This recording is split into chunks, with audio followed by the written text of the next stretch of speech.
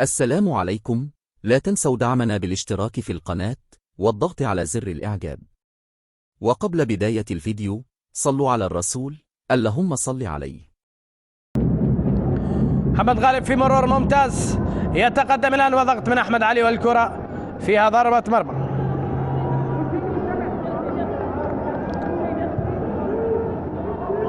هنا الكرة التي مر من مسلم موسى مجتبى محسن.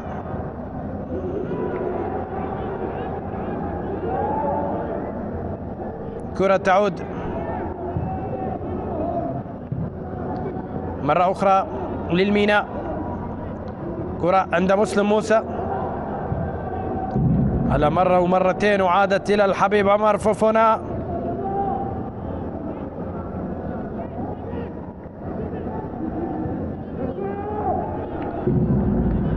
كرة إلى الأمام تنقل من أياد عبد فرحان، لكن خاطئة كرار فالح. يقل أخطاء خرج اليوم كرار فالح ودينيس شمبيسي. بينما كرة من مجتبى إلى فلاح. فلاح يعمل كل شيء إلا تسجيل الأهداف، وهذا المهم. بينما هذه كرة إلى فلاح. فلاح إلى أحمد علي على الطرف، ممتاز في التحرك محمد غالب وأحمد علي.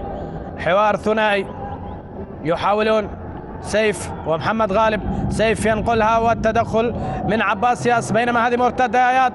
الكرة للسفانة، الضربة الأخيرة قد تكون هنا. سياكا باكايوكو مر منه اياد. ويليام جيبور لوحده يا اياد. ويليام قد يسجل الآن، قد ينهيها الليبيري. ويليام يحاول ودينيس تشامبيسي تفوق.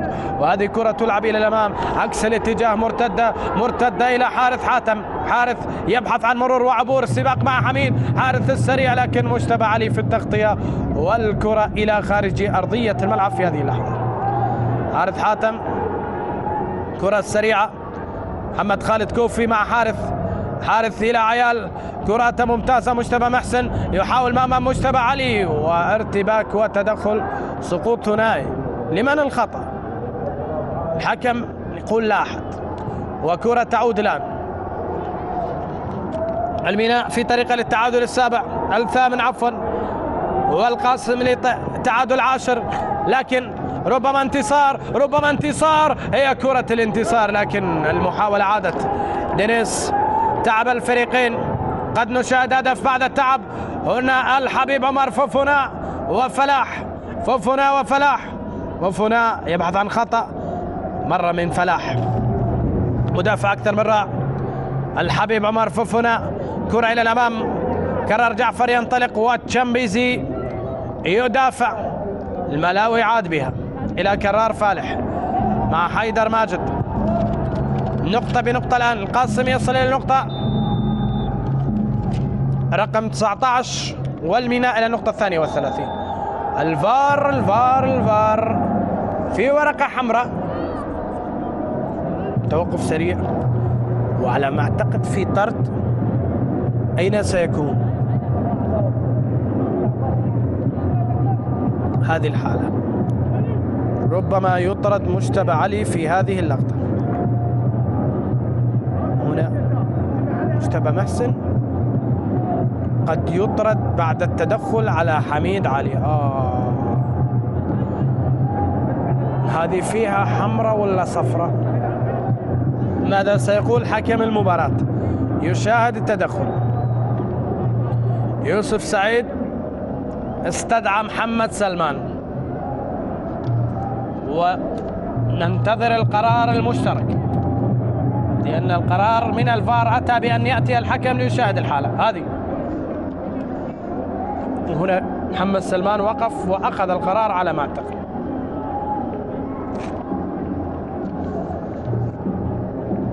محمد عاد من الفار، وبطاقة حمراء على مجتبى محسن عيال. طرد في هذه اللحظات، وفريق القاسم سيكون منقوص العدد في آخر الدقائق. طرد على مجتبى محسن عيال، البديل يطرد الآن.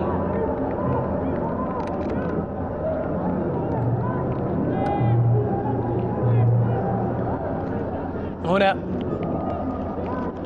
طرد يتعرض إليه لاعب فريق القاسم في هذا التدخل. طرد مستحق لمجتبى محسن. هنا أراد الوصول إلى الكرة لكن لم يعي سلامة اللاعب، وهذا ما جعل الحكم يعود إلى الفار ويخرج الحمراء في التدخل الأخير. الحبيب عمر فوفونا يتقدم في هذه اللحظات لدور هجومي. عياد عبد فرحان كرة الختام قبل العودة إلى الباصرة. حيدر ماجد يخرجها. نعم ذكي حيدر لأنه أخرجها، هو مهاجم وساقط على أرضية الملعب ويعاني من إصابة، ولاعب واحد ما بين 4 أكيد ستقطع الكرة، لذلك هو فكر في سلامة اللاعب وفي الحفاظ على نتيجة المباراة.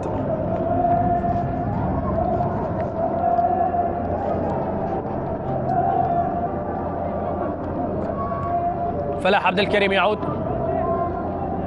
ويطلب من محمد سلمان العودة إلى الفار. نشاهد حمراء بحمراء الآن. الحبيب عمر فوفونا، إذا كانت البطاقة صفراء فالفار لا يستدعي حكم المباراة، أما إذا كانت حمراء سيستدعي حكم المباراة.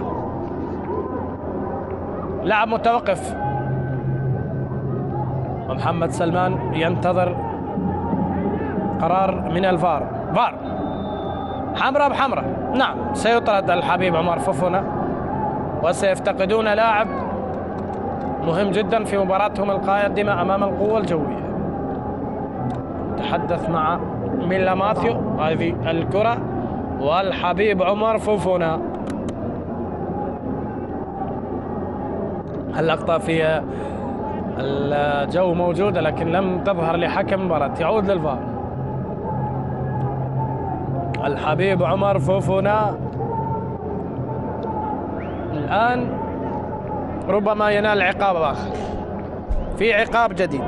محمد سلمان واقف على شاشة الفار يطلب الإعادات التي ستعطيه النتيجة النهائية التي سيتخذ من خلالها القرار. وهذه اللقطة تعاد في أكثر من مرة إلى الفار، والعودة سيطرد الحبيب عمر فوفونا. بطاقة صفراء، لا صفراء، لا يطرد. إذن يحافظون على فوفونا حتى المباراة القادمة أمام القوة الجوية. في تعادل مستمر. الميناء يحافظ على مكانه، مركز الرابع عشر ب 32 نقطة، والقاسم أيضا يعزز